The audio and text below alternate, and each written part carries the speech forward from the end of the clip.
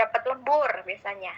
Kalau dapat lembur, nanti kan ada tambahan jam lemburnya. Nah, itu biayanya juga harus kita perhitungkan terlebih dahulu, seperti itu. Selanjutnya, persiapan dalam penyusunan anggaran tenaga kerja langsung, di mana di sini ada yang namanya direct labor hour atau DLH dan direct labor cost. Ya, ini ya, kalau direct labor hour itu adalah jam buruh langsung, per jamnya itu berapa. Dan direct labor cost itu adalah biaya buruh langsung. Jadi satu buruh itu berapa biayanya. Gitu. Faktor-faktor yang diperhatikan dalam menyusun anggaran tenaga kerja, yang pertama rencana produksi. Nah, ini berhubungan ya dengan produksi yang kemarin yang sudah kita pelajari. Anggaran produksinya berapa gitu. Nah, ini nanti kita masukkan lagi di dalam anggaran tenaga kerja langsung gitu. Jadi saling berhubungan gitu ya.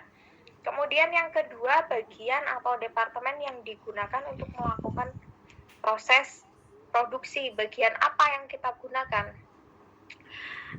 Biasanya kalau di perusahaan kan ada beberapa departemen gitu ya. Misal di sini departemen pemotongan, ini departemen perakitan gitu. Nah, ini itu masing-masing departemen ini akan memiliki biaya tenaga kerja sendiri-sendiri.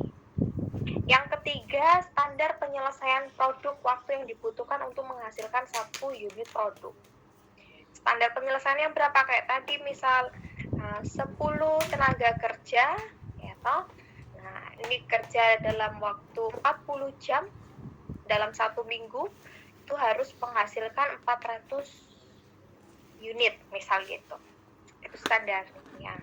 Berarti kalau kita mempekerjakan 10 tenaga kerja dan mereka kerjanya 40 jam harus dapat 400. Kalau nggak dapat 400 berarti tidak sesuai target. Gitu. Ini juga pernah dipelajari ya kayaknya ya di akuntansi biaya ya kayak gini.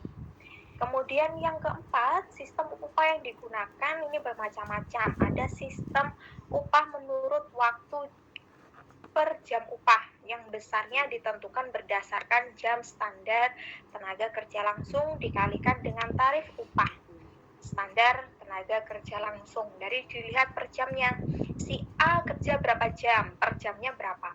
Misal sejamnya dia 10.000, dia kerjanya dalam 1 hari itu ada 10 jam, berarti 10.000 kali 10 ada 100.000, berarti 100.000 per hari. Dalam seminggu ada berapa gitu dihitung sampai dalam 1 bulan. Kemudian yang kedua, sistem upah menurut hasil per unit. Nah, ini upah yang besarnya berdasarkan unit yang diselesaikan dikalikan dengan tarif upahnya. Kalau tadi sesuai jam, sekarang sesuai dengan unitnya. Si A menghasilkan berapa? Ternyata yang dihasilkan 10 unit. Nah, per unitnya mau kita hargai berapa? Misal dihargai 5.000. Berarti 10 kali 5.000. Berarti kan 50.000 sehari. Terus yang ketiga, sistem upah dengan insentif upah interval. Upah yang besarannya pada unit yang diselesaikan dalam waktu yang telah ditetapkan berdasarkan intervalnya. Biasanya ada nih misal 10 sampai 30 gitu ya. Tarifnya adalah 10.000. Atau berarti 31 sampai 50 tarifnya 20.000 gitu. Nah, ini berdasarkan intervalnya gitu ya. Berarti kalau misal si A itu menghasilkan 25, berarti di antaranya sini dia juga tetap dapat 10.000 gitu. Kalau misal dapat 30 ya dia tetap dapat 10.000 gitu dan seterusnya. Itu menggunakan interval ya, insentif interval. Sampai di sini mungkin ada yang mau ditanyakan sebelum kita masuk ke contoh? Ya enggak? Enggak ada. Kalau enggak ada kita lanjut dulu. Nah, itu di buku teman-teman itu ada banyak contoh ya. Ini saya ringkas menjadi satu biar mempermudah ya teman-teman dalam belajar. Kita lihat contohnya ini. Dalam sebuah perusahaan, tenaga kerja langsung pada pabrik digolongkan 3 tingkatan.